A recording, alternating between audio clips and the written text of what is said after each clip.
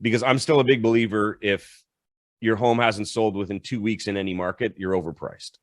Well, especially if you're getting no offers, no showings, right? Like I mean, and if you're getting showings, it's one thing, but like if you're priced right, you should hit the market, you should have showings right away, and you should hopefully get an offer within 2 weeks. You're listening to the Ottawa Real Estate Podcast with your hosts, Paul Stevenson, David Warren, and Greg Campbell. Let's see what's going on in the world of real estate today. Hello! We are back. Welcome to the Ottawa Real Estate Podcast on NPR. It's Paul Stevenson. I'm here. It's not NPR. It's probably Spotify or Apple Music or YouTube or wherever you listen to your podcast. Apple Podcasts, Paul. Yeah, that's the one. What'd I say? Google Play? Apple Music. Apple Music. Wow. Living in 2019. Just me and Greg Campbell today. We have no Dave Warren. Dave is in transit. He's flying across the country or just returned back. Somewhere in transit, unavailable. Greg Campbell is a realtor extraordinaire, a sales representative, a wizard. Greg Campbell, realtor, the agency, Ottawa, the agency. The agency. My name is Paul Stevenson. I'm a mortgage agent in Ottawa, level 2, I will say. Shout out to all our mortgage agent listeners and realtor listeners. I feel like I've had a few people in the industry mention that they listen to the podcast, and we appreciate all of you. Thank you for being here. Greg, how was the weekend? What'd you get up to? The weekend was pretty good, actually. Came down with a little something, but I'm at the tail end of it. Saturday, I just did some, had some family time at home. Yesterday, we did a big open house at a listing we have in Orleans at 226 Sweet Valley Drive. Listed at just over $1 million. This is a fabulous 4-bedroom, 3.5 bathroom home. Extensively upgraded with $175,000 in upgrades. It's fantastic. Yeah, it's still available. 226 Sweet Valley Drive. But we had a good open house. We had about 10 groups through. That's great. And even though it was a sunny day, we were surprised. And in the office, I think we did about 8 open houses, and all of them had anywhere from 2 to 10 groups through. So that's not bad when we all kind of thought that it would be dead because the weather was so nice. Why would you want to go look at homes on a nice day? This is the best time of year. Like 23 degrees, sunny, nice cool breeze, beautiful leaves. Lots of colors. Beautiful leaves. Yeah. I'm going for the hike today. I'm going to Pink Lake. That'd be nice. Yeah. Yeah, I actually had same thing. Kind of came down with something maybe Thursday, Friday, maybe this little sniffles, and then I was actually outside all weekend. My son was playing a soccer tournament. So that vitamin D certainly boosted my immune system. Feeling great today. Back. That's good. I'm back and ready to attack the week. Yeah, it's interesting. I do see, I've seen a lot more for sale signs. I don't know how it'd be interesting to see the update on listings like August to September. I feel like there have been more listings out, seemingly more homes available on the market, but time will tell. I guess September numbers will probably be out this week, maybe end of this week. Yeah, they'll be out probably tomorrow. So it'll be interesting to see how September shapes up compared to August and July. Yeah. I'm really anxious to see that. I was watching something in the US that I watch frequently on the BAM network, and he was saying that in the States, September was worse than August, and September was like the worst it's been in many, many years in terms of listings, sales, etc. September was the worst. September was the worst. Yeah, August was the worst, and September beat it. Interesting. As the worst. Yeah. I mean, September really didn't. It seemed like that first week, like when they held rates, it looked like everything kind of picked up for a week there, and then inflation numbers came out, bond rates went up, fixed rates went up, and then everything stopped again. It's like any negative headline, it seems to just stagnate. It does, and because people are more informed and they're not just as quick to jump on things when they read the headlines or get the right information from the right sources. I have a good story actually about buying right now. So, how there's a lot of talk about investors, people with cash buyers right now can do very well because, they don't need to get involved with any of the banking, but, cash buyers are not very common. Mm-hmm. So this is why if you talk to some investors, like experienced investors, that they will say during COVID, they bought nothing because they knew eventually that this time would come. And now they're buying cash when they see the right opportunities. Right. Some of the guys that I talked to. So anyways, I had this couple that I was working with, and they were cash buyers, and we got a deal done, and the property we got was spectacular, and it had been on for, I want to say, 120 days. They overshot when they listed it. They were listed, just under 1.1 million. Whereas I think if they had it listed for $1 million 3 months ago, they may have got that. But anyways, we got it for, quite a discount, I will say, but it was a good deal. They were waiting, they had to move. So the options were work with us or wait and see, but no one else was really banging at their door to get that property. So pricing needs to be more aggressive, or you need to be prepared to wait a while to get what you need. So you ended up getting the property then? We got it. Buying? Yeah. And what did you end up getting it for? We got it for $935. Okay. And it was originally listed at over 1? Yes. Yeah, we got it at over $100,000 less than what it was originally listed at.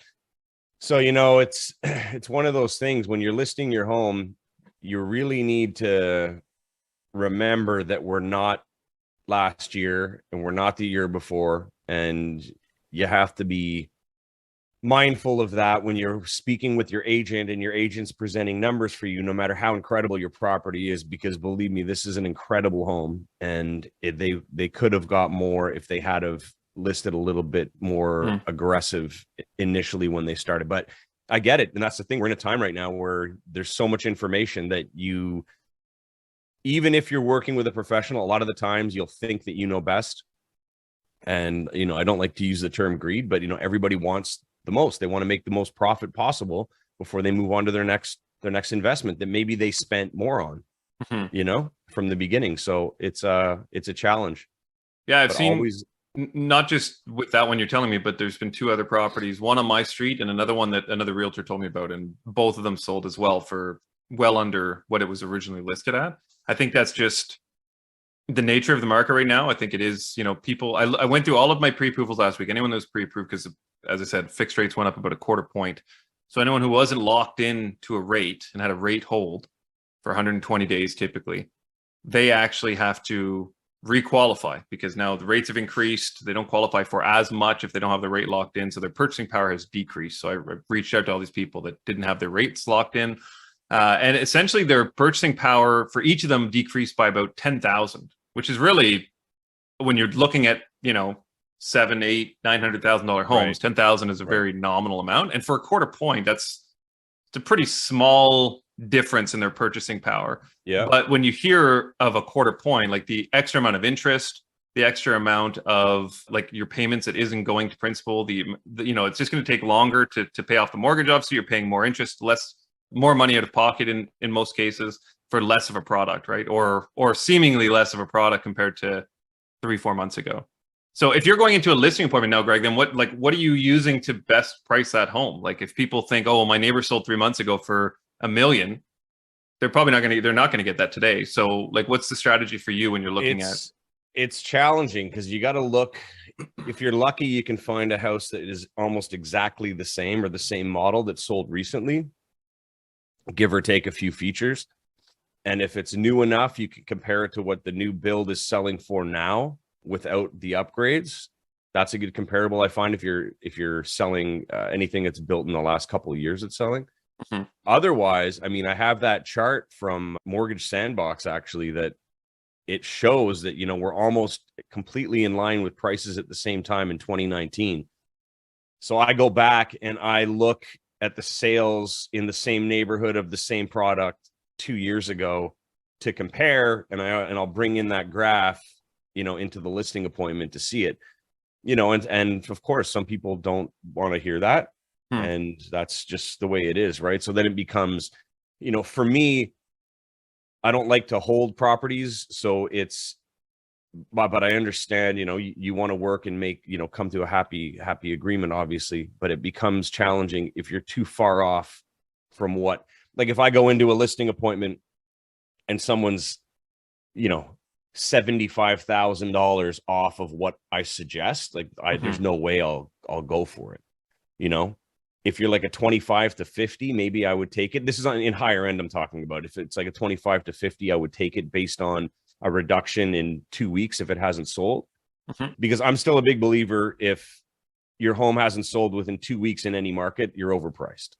Well, especially if you're getting no offers, no showings, right? Like I mean, and if you're getting showings, it's one thing, but like if you're priced right, you should hit the market, you should have showings right away, and you should hopefully get an offer within 2 weeks, give or take. I mean, and again, right now it's a little bit trickier because people, like I said, they're just taking their time. Buyers are really taking their time again, and good for them.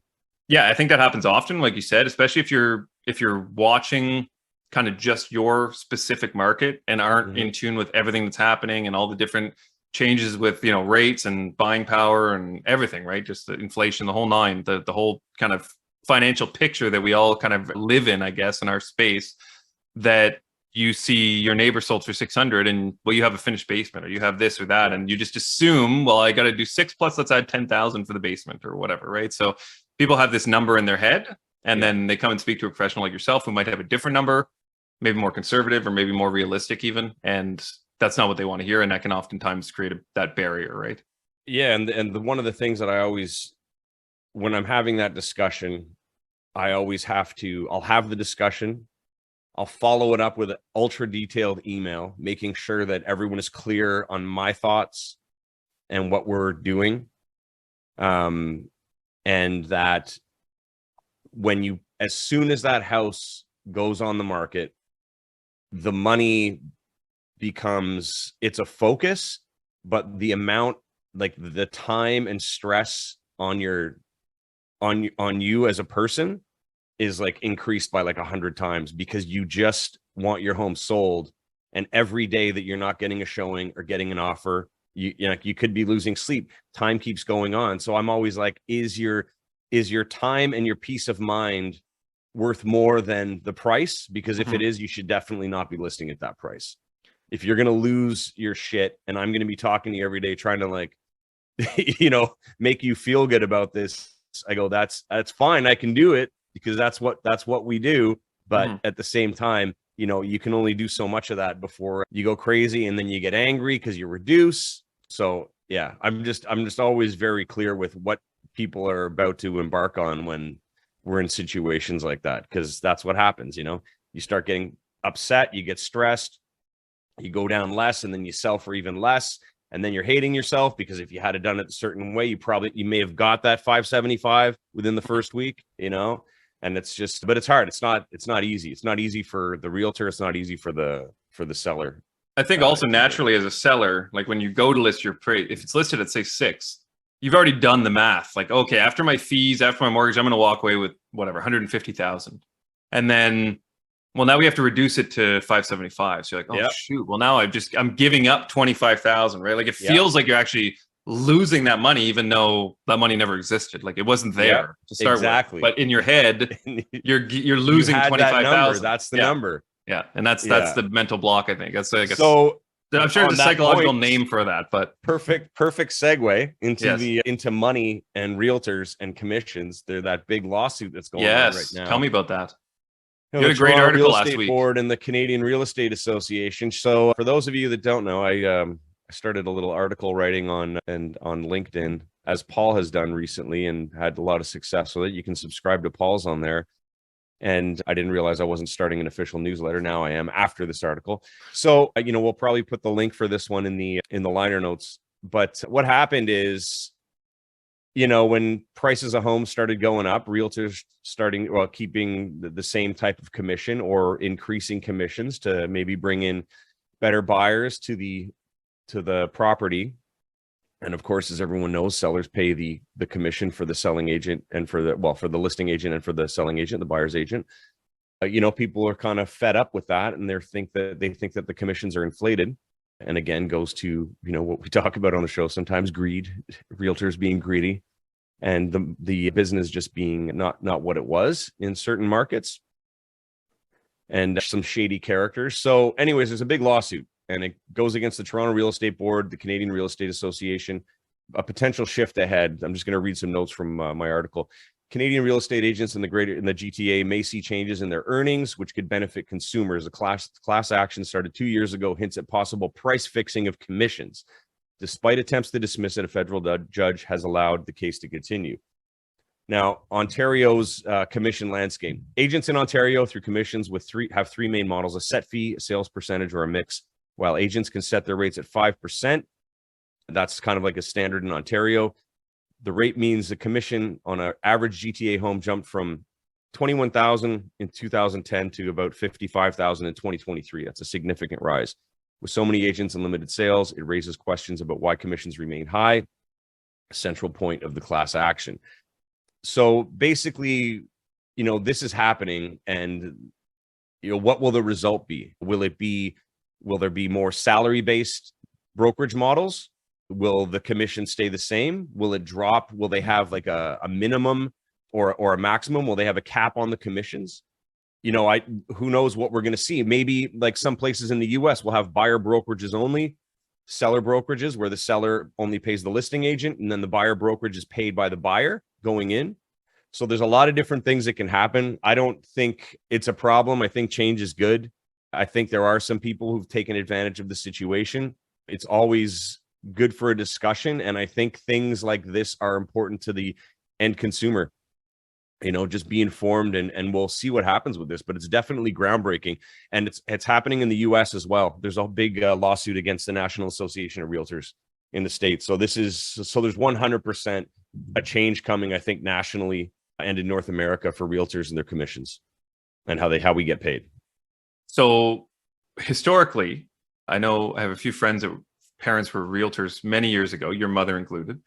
When they originally started offering 5% commissions, there was no internet, right? Like You're literally driving around streets to find homes for sale, and you're walking the streets and door knocking and doing all these things. In your opinion, now obviously you might be biased, in your opinion, do you think in 2023 that both the buying and selling agent are earning that 2.5%, given where home prices are and just everything in general? Do you think there's more or less work now than there was in, say, the 70s and 80s as a realtor? It's a good question. I think there's more work. The good agents are doing more work to show their true value. Mm-hmm. So, when I'm listing a home, I know that basically as soon as I sign that contract, I'm $2,000 out, no matter what. Depending on the property and depending on what the plan is, but almost always it's close to about $2,000 to get everything to where I want to be in terms of getting the sign up, doing the photos, videos, ads, promo. So anywhere to about that to start. So if you think of that, if you think of a reduced commission for me, plus taxes, my bottom line isn't that high. And if you're not doing a lot of business all the time, it's less than what most people would imagine. That's a whole other conversation we could talk about. On the buying side, the sellers will usually offer a 2% to 2.5% for the buyer. That's, it was 2.5 all the time. Now it's down to 2. Mm-hmm. But then again, the point comes where if you're an agent, you get a buyer, you work with them for a week, you go out, you see 10 properties, you do an offer, you get 2% of a big property. Like it's a nice check. Of course, we all pay taxes as well, and it's your time, your investment, but it's not as much time invested. But then you got to think about it. How much time and effort did the agent put into building their reputation to get that buyer, or what did they spend on advertising, promotion to get that buyer? And plus, what happens to the people I'm just closing a deal. Well, I'm going to be closing a deal, I think, the end of this week. I've been working with this buyer for 2 years, so 24 months.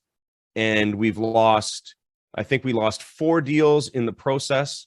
And we've lost about 4 deals in the process over those 2 years, probably seen, 25 properties. Mm-hmm. And now we've got a deal done, and it's going to be just under $475,000. So I'm getting 2% of that. Now I've done all that work. So do I think, so I'm basically losing 100% of what I'm getting paid, plus probably an extra 100% on top of that because of my time and all my stuff. So when you look at it, when people look at commissions and how agents get paid, they look at the number and they think that all of that goes immediately into our pocket. And all we've done is taken that buyer to see a house, sign a contract, and that's it. And then we're just laughing. And we're off running in the field, throwing our money around, or buying a fancy car or something. Like a Cialis commercial? It's Cialis commercial. When you think of what I just told you, like, so basically, so my commission, my 2% on that is what? Like 8,000 minus taxes. So let's say I walk away with, $5,500. Mm-hmm. Have I worked $10,000 worth of income over the last 2 years? Like 100% I have. So, and this doesn't factor in all the clients as well that don't end up transacting. You're also don't end up transacting at all. So there's that too, right? Well, yeah.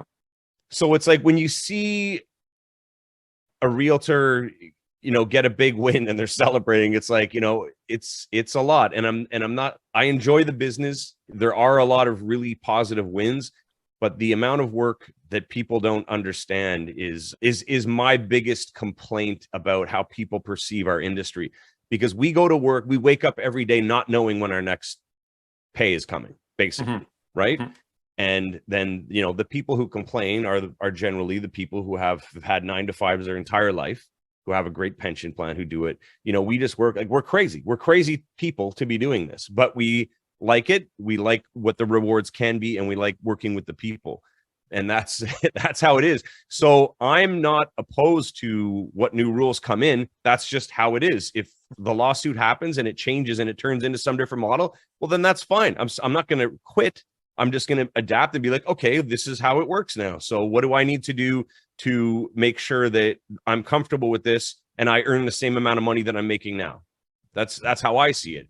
Whereas you're going to see a ton of people leave the industry because they're going to be like, this is bullshit. This is unacceptable.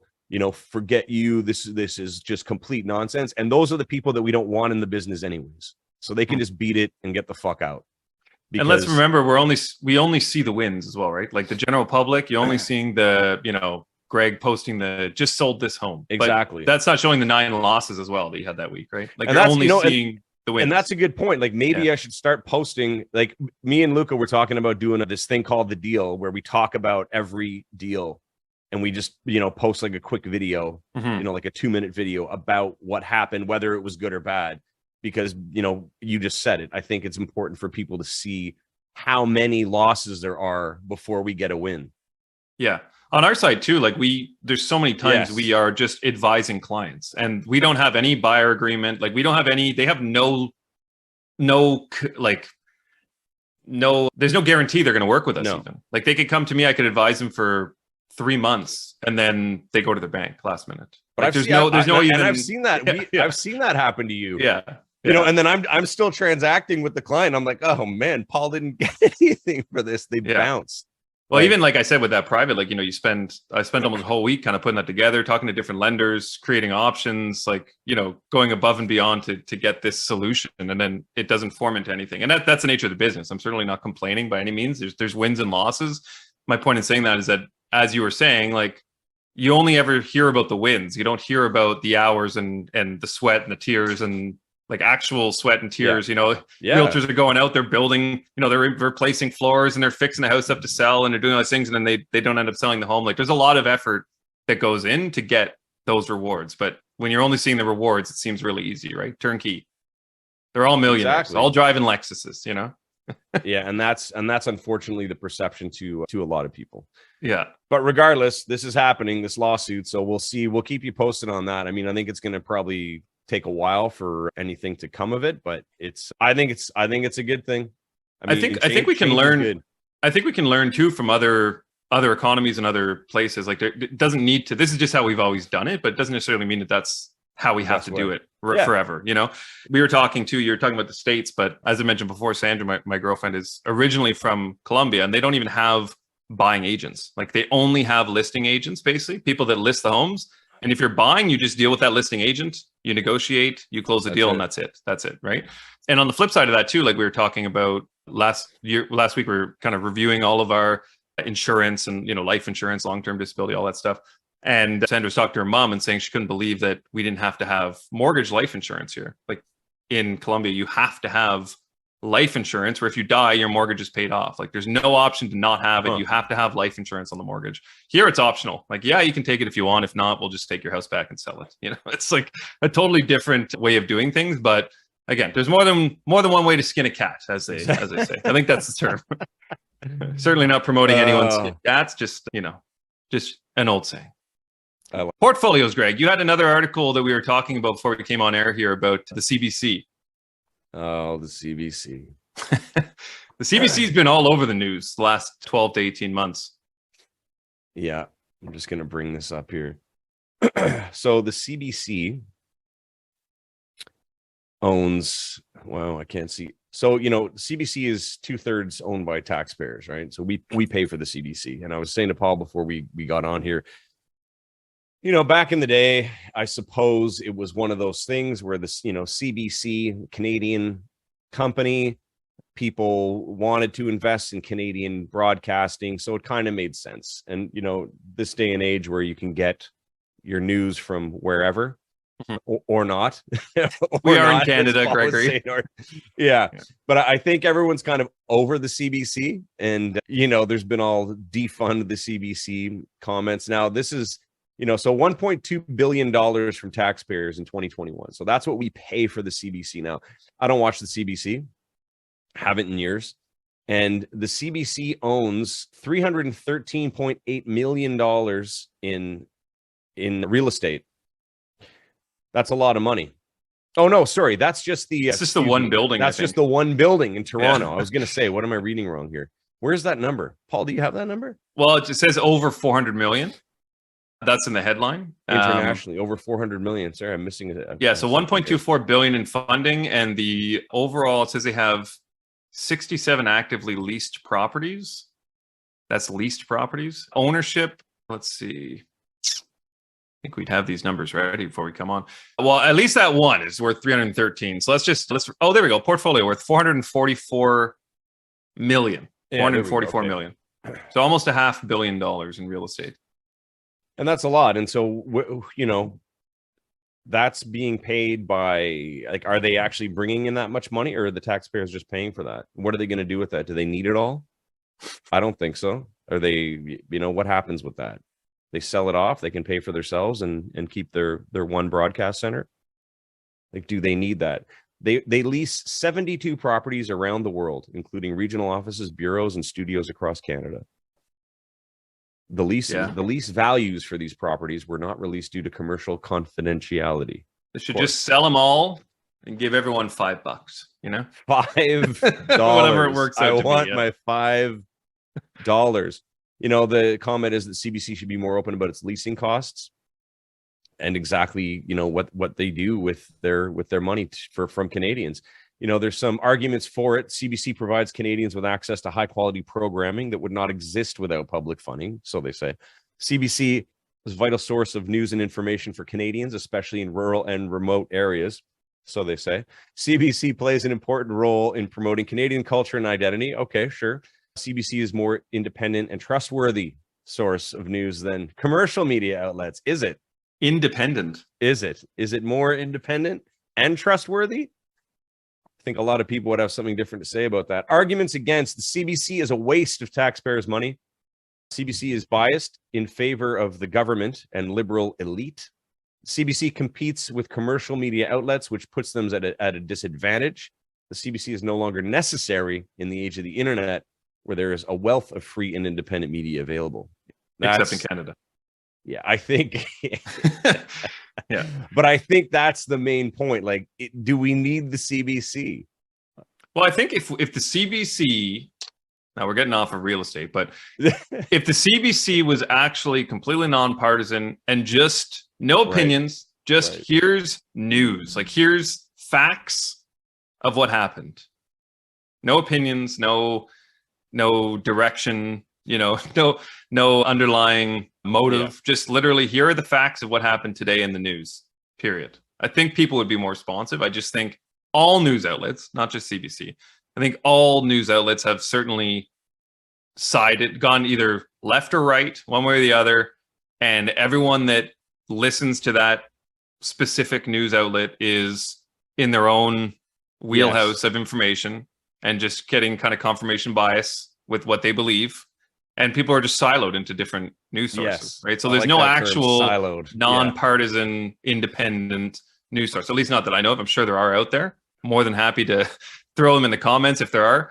But even you look at, like we've seen in Canada here, obviously, like even social media, Facebook, Instagram, like there's certain news outlets you can't even go to anymore because you're not allowed to. So, you have to actually look for places with free information like X, formerly known as Twitter, or places that actually have information you can get, like what's really happening on the ground and, independent news sources. But I think that's the future. I think everything will be independent news sources. I don't see huge media corporations like this lasting unless they convert into, like I said, that kind of facts only. And that's why they're fighting right now. That's why they're fighting so hard. But I like your term siloed, because if you ever seen, there's a show on Apple TV called The Silo. It's called Silo. And really? It's pretty cool. It's basically they've been living there and that's the only way of life that they know, but they don't know why they're there. And it's all based on, that type of dictatorship environment. This is what it is. We work for the silo. There's nothing else. If you go outside, you will die. Big Brother style. That's right. That's right. Change the language, and change the language. Everything changes. Okay, mood boost. Mood boost. I feel like this is a down episode. We gotta boost some moods here. It's good though. I think we gave some valuable information to the listeners. I think so too. Yeah, we're also biased. We're also very biased on our own show. I got 3 boosts today, and actually, before we get into the boosts, reminder that next week we're doing a live episode. So come with your questions. Live episode. Are we doing it Monday or Tuesday? Do we know? How do we decide? I think Tuesday at 7. Tuesday night. We're doing that. Are we doing a show Monday too? Steven? We'll say Tuesday at 7 for now. And if it changes, we'll post it. So Tuesday at 7, we're going to be doing a live kind of Ask Me Anything show. And we'll see. Maybe we'll have some guests pop in. Tune in quickly. Drop some knowledge. But yeah, tune in there and we'll be doing it live on YouTube. So mood boost 3 today. Number 1. What do a tick and the Eiffel Tower have in common? They're both parasites. I like it. Both parasites. Number 2, you think gas prices are expensive, but have you seen chimneys? They're through the roof. I love it. And number 3, last but not least, I bought a dog off a blacksmith today. As soon as I got home, it made a bolt for the door. Yes. Tuesday at 7, we'll be here live. And you guys can come. Make sure to tune in on the comments. Bring your questions. We're still debating having the Zoom link available. We'll have people pop in. Maybe have some sort of waiting room. Steven can screen viewers, but we'll figure that out. We'll have it all ready. Totally do that. We'd love to see some of you. Some of y'all. Thanks for tuning in, everyone. We're October now. It's fall. Good luck out there in the streets. All right, we'll see you guys next week. October. Good luck. Good luck in the streets. See you guys. All right.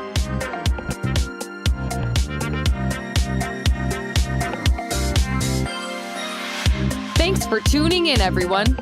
We hope you enjoyed today's episode. Please remember to like, share, comment, and subscribe because we'd really like that.